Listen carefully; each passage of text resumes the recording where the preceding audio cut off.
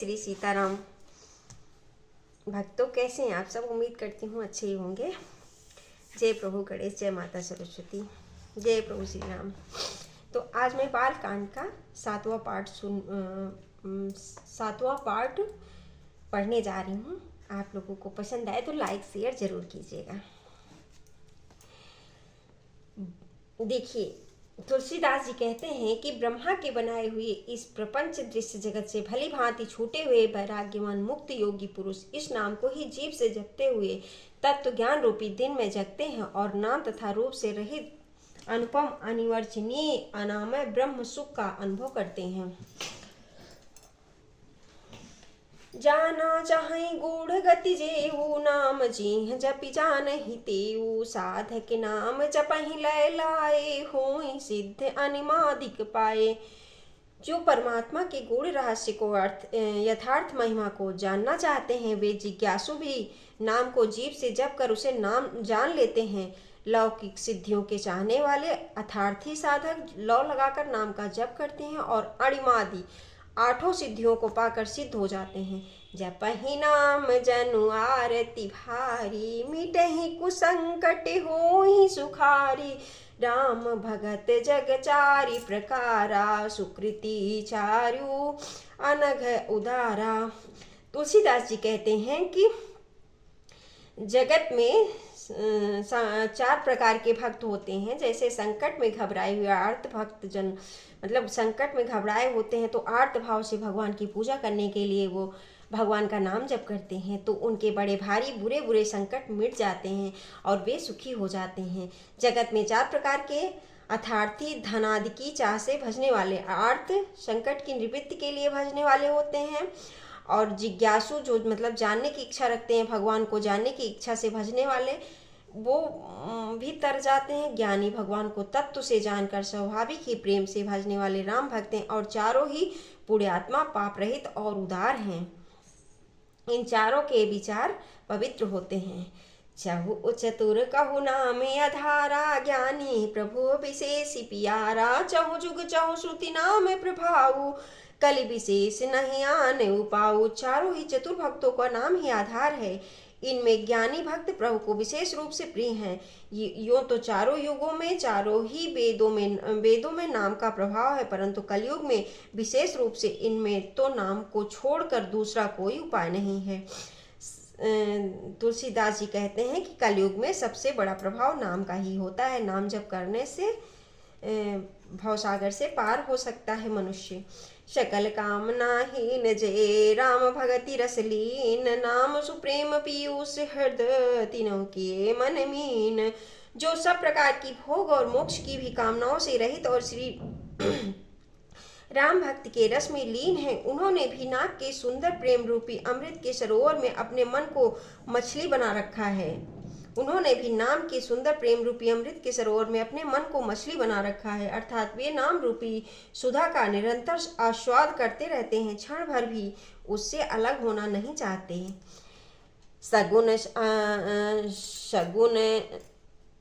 अगुण सगुण दुई ब्रह्म स्वरूपा अकथ अगाध अनादि अनूपा। मोरे मत बड़ नाम दुहू ते किए जही जुग निज बस निज बूते।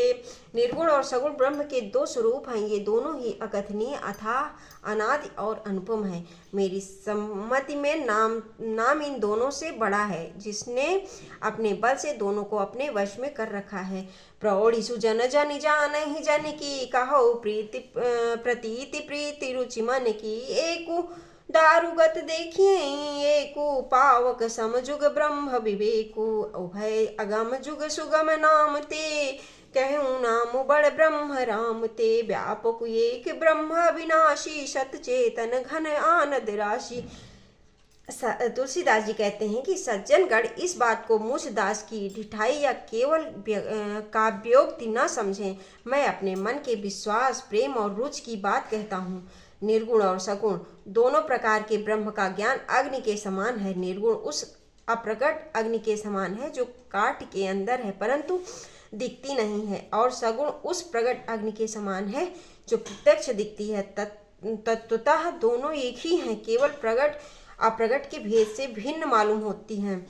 इसी प्रकार निर्गुण और सगुण तत्वतः एक ही हैं। इतना होने पर भी दोनों ही जानने में बड़े कठिन है, परंतु नाम से दोनों सुगम हो जाते हैं।